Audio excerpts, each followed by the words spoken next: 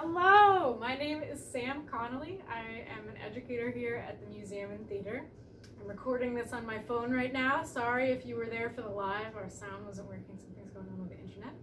But I'm here, I'm recording this, and then I'm going to upload it. And so please, if you have any questions or any comments, do leave them down below. I'll do my best, or I will answer all of your comments, and I do appreciate them. So you might notice I have a friend having some exercise around behind me. Busy Barb, our yellow-bellied slider turtle, is out and about, so let me know if you see him behind me. When I was practicing this, he was like backing up into my shoe the whole time. But anyways, so today I'm here, I'm going to chat with you guys about some tips that I have having to do with a makerspace at home. So we have a makerspace here. If you've ever been to the Children's Museum and Theater of Maine, it's our makerspace. Is sort of like a wood shop combined with a junk drawer, combined with a recycling bin, combined with like all the art supplies you would ever want. So thinking about ways to take that spirit and bring it home, because you really can be making all of these things that we make here right at your own house. And you guys have some really great materials as well. So I'm going to give you some tips on materials, some ideas for prompts to do with your kids, some things that I've picked up along the way, and and then in the end I'm going to finish with a story and an idea to get you guys to get some kids thinking. So anyways, without further ado, let's begin. So the first step of engineering, well, let me give you your challenge for today. So the challenge is based on the story of the three little pigs. So you want to present it like, give it some parameters. Today I want you to build a house for a pig that cannot be blown down by the wolf. So, who's the wolf? Check it out. So today I have this guy right here. I've decorated this hairdryer with some ears and eyes and teeth. But feel free to use whatever you've got at your house. If your kids are into decorating it, that's great. Just be sure to leave this back piece open. And then I've also placed a rubber band right around the cool button so that you don't have to worry about it overheating. We've been using this one for a couple years at the Children's Museum and Theater. I think the biggest thing you have to worry about is the cord and not tripping over the cord. If you have younger guys, definitely be there to help them with plugging it in and things like that. So you have your hair dryer. Usually let the kids feel it and test it so they can imagine what the force is going to be like, and then I allow them to choose their materials. So choosing your materials or playing around with materials is what we call tinkering. So tinkering is a really important part of engineering. It's actually it's the first place to start. So I would encourage you to send your kids out and have them gather materials. So actually, before you're thinking about materials, setting parameters. So today I have these three little dino toys. You might decide you're building a house for dinos today, but deciding on your size is really important before you go out and get materials. So who are you going to be building houses for? I find it's really helpful if you physically have something that you're going to be building for. So yeah, choosing some toys, or maybe it's a cutout shape. Maybe you want to draw a pig on a piece of paper and cut it out. That then you want to be building houses for. So the house has to fit the object. And then later on, maybe you decide if you want to have the house have windows or a pool or a TV or things like that. What other things would the creature need? So yeah, materials. We usually use tons of recycled materials in the makerspace. Egg cartons are really great. They're easy to cut and they're really light, which is also really fun for the hairdryer. Cardboard shapes. You find kids really love cylinders and things like that. Tin foil is fun because then you can bend it. This is from a recycled food container. If you have any light blocks at your house, these blocks are really great to use. Maybe you want to have all of one type of material. That can be a fun challenge. Maybe you want to mix it up and add multiple materials. We've got cupcake wrappers, and toothpicks are fun. Cardboard. So this is just pieces of cardboard that I've pre-cut. So sometimes if you have really big pieces, it can be kind of overwhelming. I just cut these with a box cutter. It didn't take that long at all. And this can be helpful. So you're probably thinking about connectors. So that's a big thing. Sometimes I let kids use connectors. So I'm talking about like tape and glue and Play-Doh Lego is a really great connector if you want to have that be the mortar to your bricks, but it is not necessary, and I will let you know that sometimes the connecting aspect, although it's a great fine motor activity, can become the activity itself.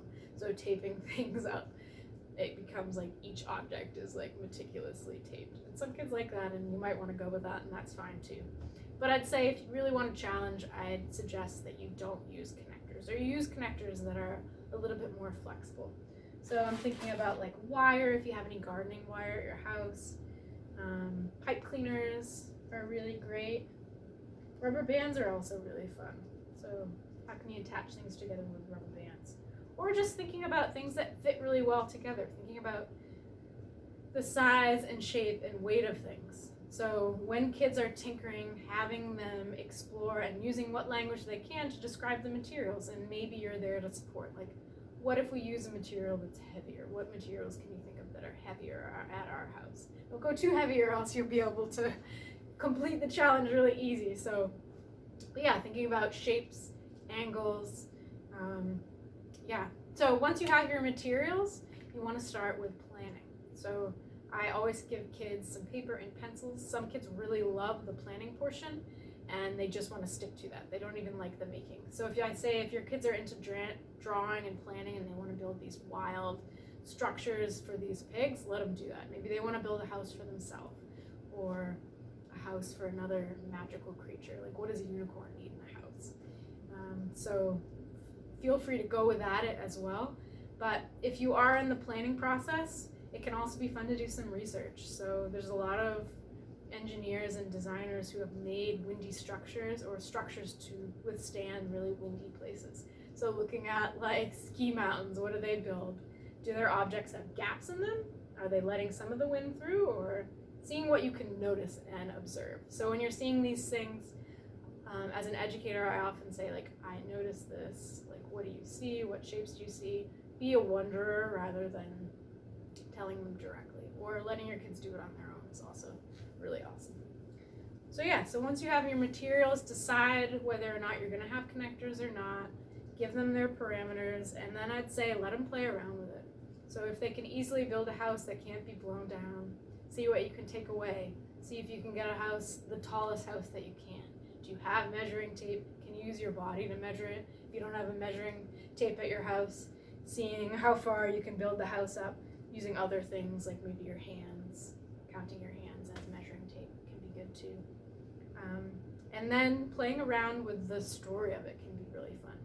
So with kids that don't have language yet, just using the materials to move them around can be the beginning parts of storytelling, and you can narrate it.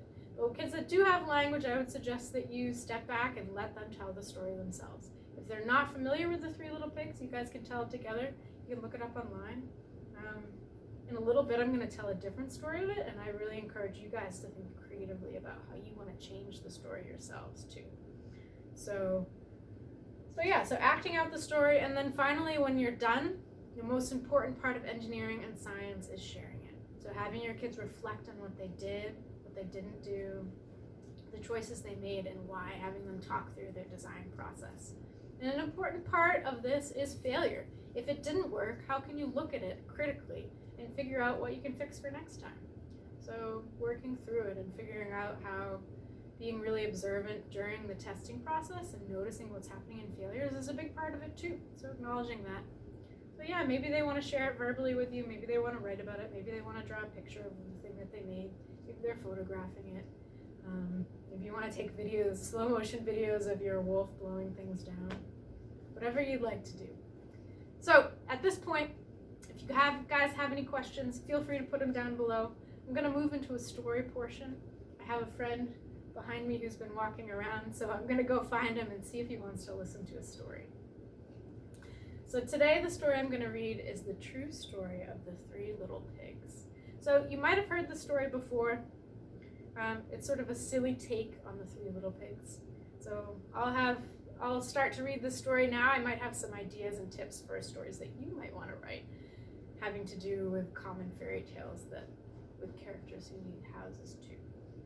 So just a minute. I'm going to grab my friend so you can take a look at him a little closer, my little sidekick.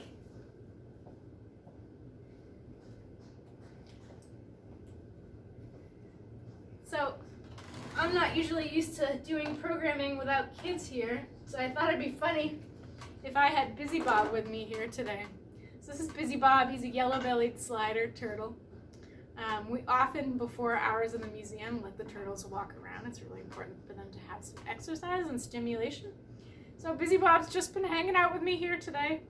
Yeah, he's doing great. So I think I'll read my story today to Busy Bob. Do you have any animals at your house that you read stories to sometimes? That can be a really fun way to engage when you've been with yourself for a little while. All right, so I'm gonna put him down there to go explore, and then I'll get reading my story. So, the true story of the Three Little Pigs, as told to John Siska, illustrated by Lane Smith.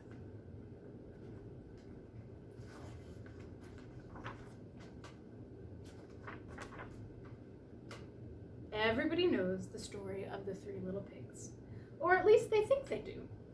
But I'll let you in on a little secret. Nobody knows the real story because nobody's ever heard my side of the story. So, a good idea when you're writing your story, when you're creating your story, who is telling the story? Whose perspective are we seeing in the story? I'm the wolf, Alexander T. Wolf. You can call me Al. I don't know how this whole big bad wolf thing got started, but it's all wrong. Maybe it's because of our diet. Hey, it's not my fault wolves eat cute little animals like bunnies and sheep and pigs. That's just the way we are. If cheeseburgers were cute, folks would probably think you were big and bad too.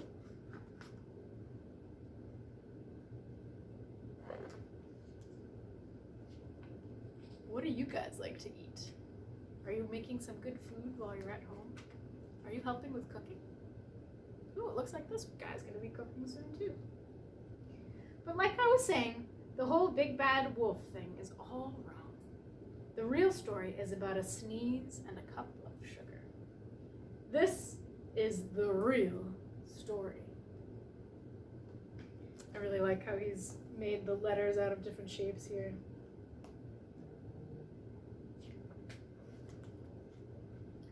Way back in Once Upon a Time, I was making a birthday cake for my dear old granny. I had a terrible sneezing cold. I ran out of sugar. Uh-oh. Can you see what's inside his bowl right here? It's like he's got a little creature in there. What are your predictions? Do you think this sneezing cold is going to come into play?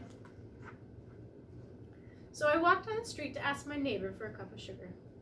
Now this neighbor was a pig, and he wasn't too bright either. He had built his whole house out of straw. Can you believe it? I mean, who in his right mind would build a house out of straw? Ooh, that's an idea too. Maybe your characters that are building houses are not great at building houses. Maybe you want to build silly houses that fall down all the time. That could be kind of funny.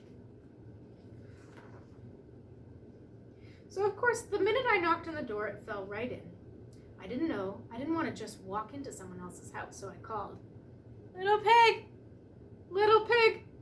Are you in? No answer. I was just about to go home with a cup of sugar from my dear old granny's birthday cake. That was when my nose started to itch. I felt a sneeze coming on. Well, I huffed and I snuffed. And I sneezed a great sneeze. Achoo! Look, his glasses are flying off.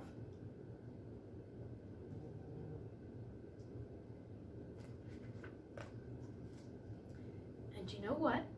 That whole darn straw house fell down. And right in the middle of the pile of straw was the first little pig, dead as a doornail. He had been home the whole time. Look at his spotted handkerchief. It seemed like a shame to have to leave a perfectly good dinner lying there in the straw, so he ate it up. Think of it as a big cheeseburger just lying there.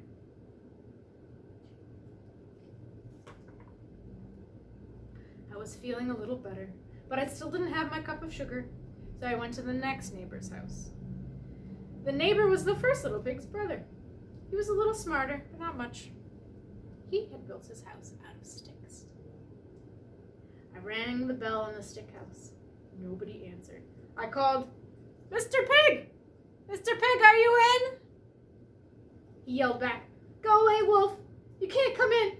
I'm shaving the hairs on my chinny chin chin!"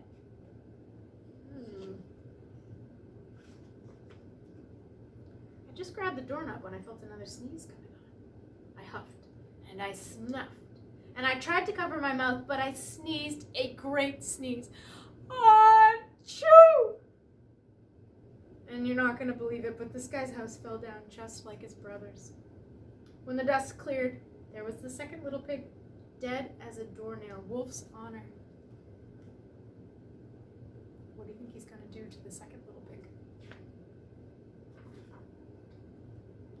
Now you know food will spoil if you just leave it out in the open. So I did the only thing there was to do. I had dinner again. Think of it as a second helping. But I was getting awfully full. My cold was feeling a little better, and I still didn't have that cup of sugar for my dear old granny's birthday cake. So I went to the next house. This guy was the first and second little pig's brother. He must have been the brains of the family. He had built his house out of bricks. So the first house was made out of, the second house was made out of, and the last house was made out of bricks. What are you going to use to build your houses? I knocked on the brick house. No answer. I called, "Mr. Pig, Mr. Pig, are you in?" And do you know what that rude little porker answered?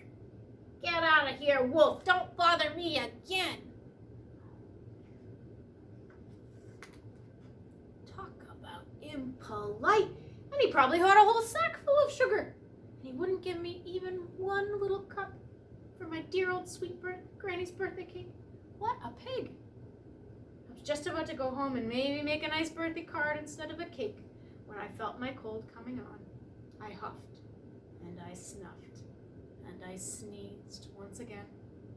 Then the third little pig yelled, "And your old granny can sit on a pin!"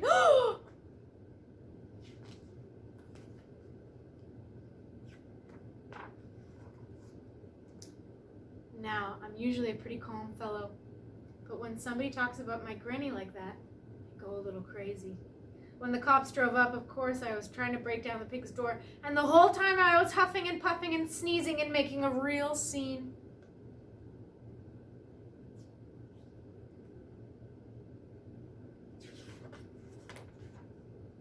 The rest, as they say, is history. The news reporters found out about the pigs. 2 pigs I had for dinner. They figured a sick guy going to borrow a cup of sugar didn't sound very exciting, so they jazzed up the store with all that huff and puff and blow your house down. And they made me the big bad wolf. That's it. That's my real story. I was framed. But maybe you can loan me a cup of sugar. And that's the end of the story. So yeah, while you're building, I encourage you, use your words. Tell the story as you go. Before you test it out with the hairdryer, remember what the wolf says. Maybe your wolf is going to say something else. Maybe your story is completely different. But feel free to share it with us if you do come up with a really fun story that you want to let us know about. Post it on our Facebook here. Go to Instagram, take a photo of it.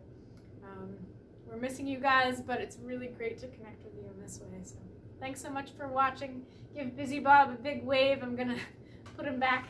Here, I'll bring him so he can say one last goodbye to you.